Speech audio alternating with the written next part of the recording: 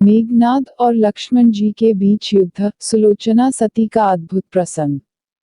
मेघनाद एक ऐसा योद्धा था जिसका वध करना साधारण मानव तो क्या स्वयं देवताओं, गंधर्व, दानवों के लिए भी असंभव था। जब रावण प्रथम बार युद्ध भूमि में गया था, तब रावण भगवान श्रीराम से पराजित होकर वापस लौटा था। लेकिन मेघनाद ने 3 दिनों तक भीषण युद्ध किया था। प्रथम दिन मेघनाद ने स्वयं विष्णु जी के अवतार श्रीराम और उनके छोटे अनुज लक्ष्मण जी को नागपाश में बांध दिया था, जिसे गरुड़ देवता के द्वारा मुक्त करवाया गया था। द्वितीय दिन उसने लक्ष्मण को शक्तिबाण से मूर्छित कर दिया था। बाद में संजीवनी बूटी के कारण उनके प्राणों की रक्षा हो पाई थी। तीसरी बार युद्ध में जाते समय मेघनाद को यह ज्ञात हो गया था, लक्ष्मण के हाथों उसकी मृत्यु निश्चित है, कि श्रीराम और लक्ष्मण कोई साधारण मानव नहीं, वे स्वयं नारायण का अवतार है। मेघनाद युद्ध भूमि में जाने से पहले अपने माता पिता व सुलोचना से अंतिम बार मिलने आया। मेघनाद अपने माता पिता से मिलकर जाने लगा। तब उसने सुलोचना को देखा। सुलोचना से वह इसलिए नहीं मिलना चाहता था। मेघनाद को लग रहा था कि कहीं सुलोचना के आंसू देखकर वह भी भावुक हो जाएगा, तो वह युद्ध भूमि में कमजोर पड़ जाएगा। लेकिन जब मेघनाद ने सुलोचना का मुख देखा तो अचंभित रह गया। सुलोचना के आंख में एक भी आंसू नहीं था, तथा वह अपने पति को गर्व से देख रही थी। सुलोचना को भी यह ज्ञात हो गया था कि आज उसका अपने पति के साथ अंतिम मिलन है। लेकिन एक पतिव्रता व कर्तव्यनिष्ठ नारी होने के कारण उसने अपने पति को युद्ध में जाने से पूर्व उनके कर्तव्य में उनका साथ दिया और अपनी आंख से एक भी आंसू नहीं गिरने दिया। सुलोचना और अपने पिता रावण, अपनी माता मंदोदरी से अंतिम बार मिलने के बाद मेघनाद युद्ध भूमि की ओर चल दिया। मेघनाद को स्वयं ब्रह्मा जी ने वरदान दिया था, निकुंबला देवी का यज्ञ कर ले। यज्ञ संपूर्ण होने के पश्चात उसे हराना असंभव था, इसलिए लक्ष्मण ने उसका यह यज्ञ विफल कर दिया था। भगवान ब्रह्मा ने मेघनाद को वर देते समय बताया था कि जो कोई भी उसका यज्ञ पूर्ण होने से पहले विफल कर देगा उसी के हाथों उसकी मृत्यु होगी। मेघनाद को त्रिदेव से 3 शक्तिशाली अस्त्र प्राप्त थे, जिसके कारण वह ब्रह्मांड में अविजयी था। वह 3 अस्त्र थे, ब्रह्मास्त्र, पाशुपति अस्त्र व नारायण अस्त्र। मेघनाद ने यह तीनों अस्त्र ब्रह्मा विष्णु महेश से प्राप्त किए थे। जब मेघनाद ने लक्ष्मण पर यह तीनों अस्त्र एक एक करके चलाए, तो तीनों ही अस्त्र विफल हो गए। लक्ष्मण जी का कुछ नहीं बिगाड़ पाए, क्योंकि लक्ष्मण स्वयं भगवान विष्णु के शेषनाग का अवतार थे, जिन पर इनका कोई प्रभाव नहीं पड़ता था। इसके बाद भी मेघनाद लक्ष्मण के साथ भीषण युद्ध कर रहा था। उसके पास कई मायावी शक्तियां थी। वह हवा में उड़ने वाला रथ, जिसकी सहायता से वह लक्ष्मण पर 10 दिशाओं से आक्रमण कर रहा था। लक्ष्मण भी उससे लगातार 3 दिन तक युद्ध कर रहे थे, किंतु उसकी माया व तीव्र गति के कारण उसे हरा नहीं पा रहे थे। जब लक्ष्मण मेघनाद का वध करने जाने लगे तब भगवान श्रीराम ने लक्ष्मण से कहा, सुलोचना एक पतिव्रता नारी है, इसलिए मेघनाद का मस्तक भूमि पर ना गिरे।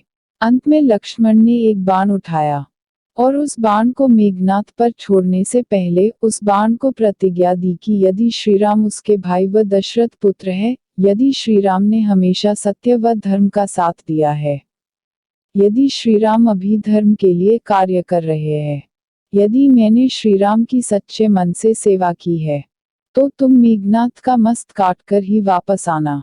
यह कहकर लक्ष्मण ने मेघनाद पर बाण छोड़ दिया।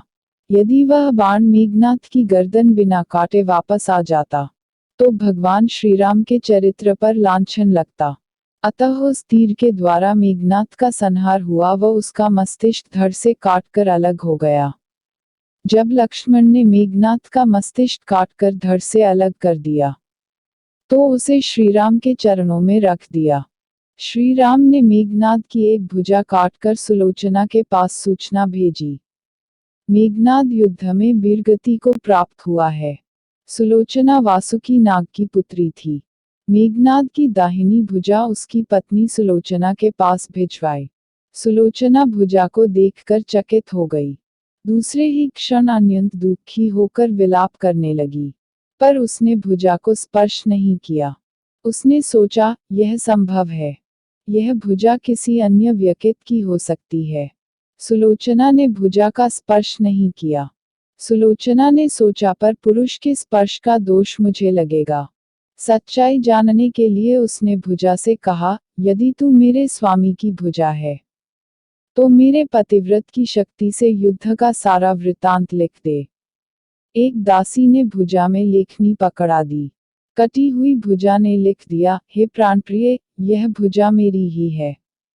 युद्ध भूमि में श्रीराम के छोटे अनुज लक्ष्मण से मेरा युद्ध हुआ। लक्ष्मण ने कई वर्षों से अन्न और निद्रा छोड़ रखी है। लक्ष्मण की पत्नी एक पतिव्रता नारी। लक्ष्मण तेजस्वी तथा समस्त दैवी गुणों से संपन्न है। संग्राम में उनके सामने मेरी एक नहीं चली। अंत में उन्हीं के बाणों से विद्ध होने से मेरा प्राणांत हो गया। मेरा शीश श्रीराम के पास है। पति की कटी हुई भुजा के द्वारा लिखित पंक्तियां पढ़ते ही सुलोचना व्याकुल हो गई। पुत्र वधू के विलाप को सुनकर लंकापति रावण ने आकर कहा, शोक न कर पुत्री। प्रातः होते ही सहस्त्रों मस्तक मेरे बाणों से कट कट कर पृथ्वी पर लौट जाएंगे। मैं रक्त की नदियां बहा दूंगा। करुण चीत्कार करती हुई सुलोचना बोली, पर इससे मेरा क्या लाभ होगा। सहस्त्रों नहीं करोड़ों शीश भी मेरे स्वामी के शीश के अभाव की पूर्ति नहीं कर सकेंगे। सुलोचना ने निश्चय किया कि मुझे अब सती हो जाना चाहिए। किंतु पति का शव तो रामादल में पड़ा हुआ था। फिर वह कैसे सती होती होगी। जब सुलोचना ने अपने ससुर रावण से उसने अपना अभिप्राय कहकर अपने पति का शव मंगवाने के लिए कहा, तब रावण ने उत्तर दिया, पुत्र बहू, तुम स्वयं ही रामदल में जाकर अपने पति का शव प्राप्त करो। जिस समाज में बालब्रह्मचारी हनुमान, परम जितेंद्रिय लक्ष्मण तथा एक पत्नीव्रती भगवान श्रीराम विद्यमान है, उस समाज में तुम्हें जाने से डरना नहीं चाहिए। मुझे विश्वास है कि इन स्तुत्य महापुरुषों के द्वारा तुम निराश नहीं लौट आई जाओगी। सुलोचना अपने पति का सिर लेने के लिए श्री राम के पास पहुंची।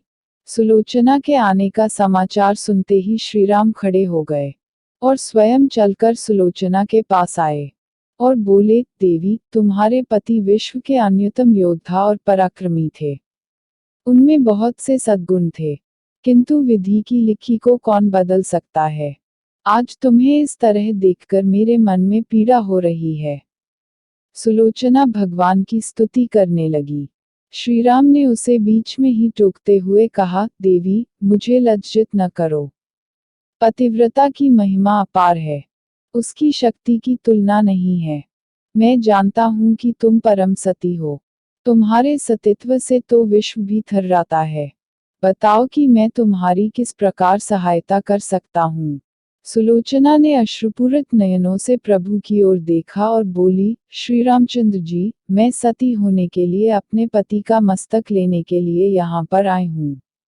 श्रीराम ने शीघ्र ही ससम्मान पूर्वक मेघनाद का शीश मंगवाया और सुलोचना को दे दिया।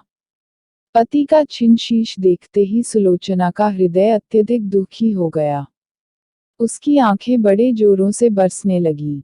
रोते रोते उसने पास खड़े लक्ष्मण की ओर देखा और कहा, सुमित्रानंदन, तुम भूलकर भी गर्व मत करना कि मेरे पति का वध आपने किया है।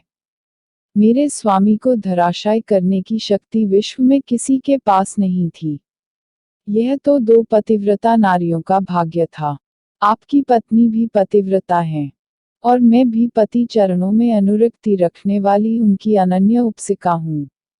पर दुर्भाग्य से मेरे पति पतिव्रता नारी का अपहरण करने वाले पिता का अन्न खाते थे और उन्हीं के लिए युद्ध में उतरे थे। इसी से मेरे जीवन धन परलोक सिधारे। सभी योद्धा सुलोचना को राम शिविर में देखकर चकित थे। वे यह नहीं समझ पा रहे थे कि सुलोचना को यह कैसे पता चला कि उसके पति का शीश भगवान राम के पास है। जिज्ञासा शांत करने के लिए सुग्रीव ने पूछ ही लिया, कि हे देवी, आपको यह बात उन्हें कैसे ज्ञात हुई कि मेघनाद का शीश श्रीराम के शिविर में है। सुलोचना ने स्पष्टता से बता दिया, मेरे पति की भुजा युद्ध भूमि से उड़ती हुई मेरे पास चली गई थी। किसी ने लिखकर मुझे बता दिया। व्यंग्य भरे शब्दों में सुग्रीव बोल उठे, निष्प्राण भुजा यदि लिख सकती है, फिर तो यह कटा हुआ सिर भी हंस सकता है। श्रीराम ने कहा, व्यर्थ बातें न करो मित्र। पतिव्रता के महामतय को तुम नहीं जानते। श्रीराम की मुखकृति देखकर सुलोचना उनके भावों को समझ गई। उसने कहा, यदि मैंने मन, वचन और कर्म से पति को देवता मानती हूँ, तो मेरे पति का यह निर्जीव मस्तक हंस उठे। सुलोचना की बात पूरी भी नहीं हुई थी कि कटा हुआ मस्तक जोर जोर से हंसने लगा। यह देखकर सुग्रीव सहित सभी दंग रह गए। सभी ने पतिव्रता सुलोचना को प्रणाम किया। सभी पतिव्रता की महिमा से परिचित हो गए थे। चलते समय सुलोचना ने श्रीराम से प्रार्थना की, भगवन, आज मेरे पति की अंत्येष्टि क्रिया है और मैं उनकी सहचरी उनसे मिलने जा रही हूँ। इसलिए आज युद्ध बंद रहे। श्रीराम ने सुलोचना की प्रार्थना स्वीकार कर ली। सुलोचना पति का सिर लेकर वापस लंका आ गई। लंका में समुद्र के तट पर एक चंदन की चिता तैयार की गई। पति का शीश गोद में लेकर सुलोचना चिता पर बैठी गई और धधकती हुई अग्नि में कुछ ही क्षणों में अपने पति के साथ सुलोचना भी सती हो गई।